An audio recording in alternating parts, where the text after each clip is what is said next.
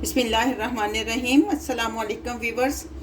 आज हम fruit custard dessert लेकर आए हैं। ये कैसे बनता है रमज़ान के लिए भी और वैसे भी अगर आप बना के खाएं तो आपको बहुत अच्छा लगेगा। और आप बताइए कि आपको ये रेसिपी कैसी लगी।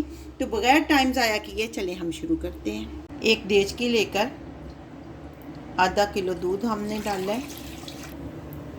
दूध हमारा बॉईल हो गया है। अब हम इसमें चीनी डालेंगे। मैंने 4 टेबल स्पून चीनी डाली है। आप अपने टेस्ट के हिसाब से कम या ज़्यादा कर सकती हैं।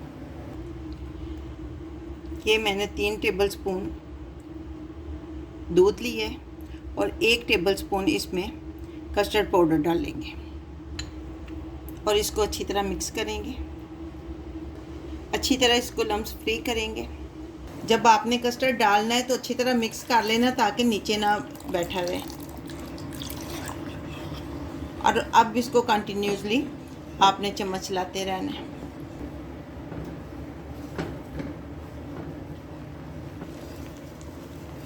अब देखें इसकी कंसिस्टेंसी इस तरह हो गई है। हमने इसको ज़्यादा गाढ़ा नहीं करना, इसलिए हम फ्लेम को ऑफ करेंगे।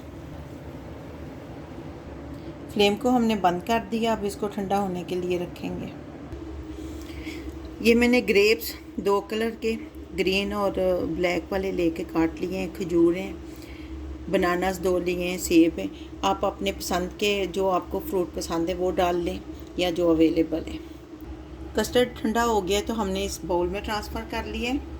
अब हम इसमें ये जो फ्रूट्स हमने काटे थे वो डालेंगे और कुछ हम गार्निश के लिए डाल लेंगे।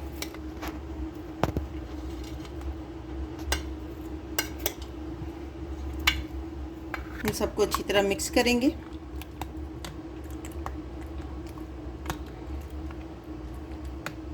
ये अफ्तारी में बनाएं या वैसे बना के खाएं, बहुत अच्छा और टेस्टी लगेगा। उम्मीद है कि आपको ये रेसिपी बहुत अच्छी लगेगी।